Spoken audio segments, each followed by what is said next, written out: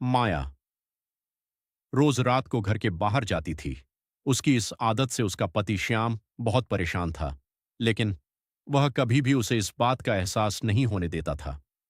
माया बहुत गरीब घर की लड़की थी। वह बेहद सुंदर थी। उसकी मां बचपन में ही गुजर गई थी और हाल ही में उसके पिता का भी देहांत हो गया था। श्याम एक अमीर घर का लड़का था। जब उसने पहली बार माया को देखा तो वह उसे देखता ही रह गया। श्याम के लिए एक बहुत अमीर घर की लड़की का रिश्ता आया था, लेकिन उसे माया ही पसंद आ गई। आखिरकार उसकी जिद के आगे घर वालों को झुकना पड़ा और श्याम की माया के साथ धूमधाम से शादी हो गई।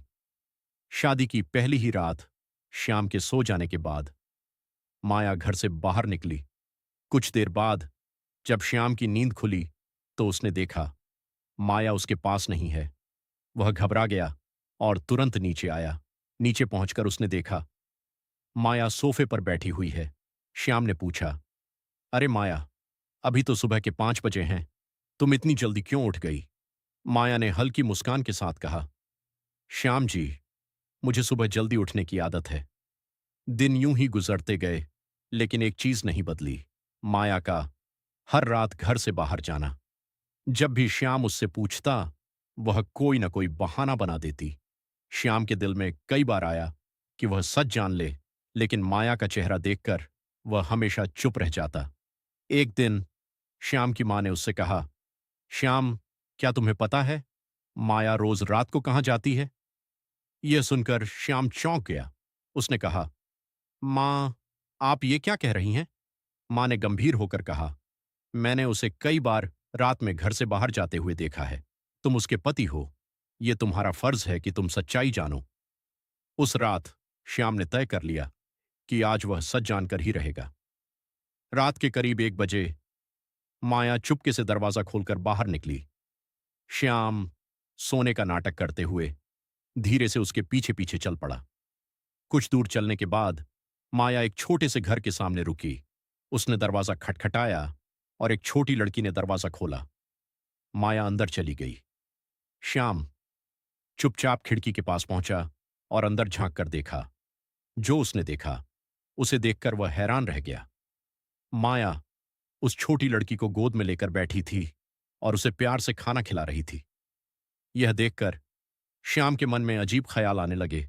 उसने तुरंत दरवाजा खटखटाया। दरवाजा खुला और श्याम अंदर चला गया। श्याम को देखकर माया घबरा गई।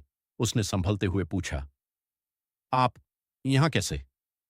श्याम ने गुस्से और दर्द में कहा, यह सवाल तो मुझे तुमसे पूछना चाहिए माया। तुम इतनी रात यहां क्या कर रही हो? ये लड़की कौन है? क्या तुमने मेरे प्यार का यही सिला दिया? ये सुनते ही माया की आंखों से आंसू बहने लगे।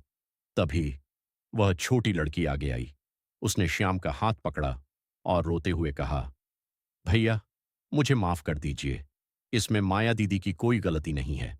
वह बोली, आपकी शादी के दिन मैं आपके घर खाना मांगने आई थी।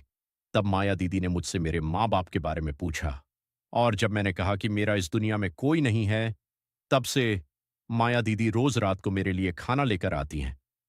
यह सुनकर श्याम का सिर झुक गया। उसे अपनी सोच पर बहुत पछतावा हुआ।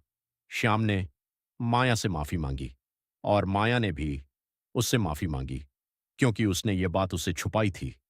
इसके बाद दोनों ने मिलकर उस छोटी लड़की को गोद ले लिया और फिर तीनों ने मिलकर प्यार, अपनापन और खुशियों से भरी एक नई जिंदगी शुरू की।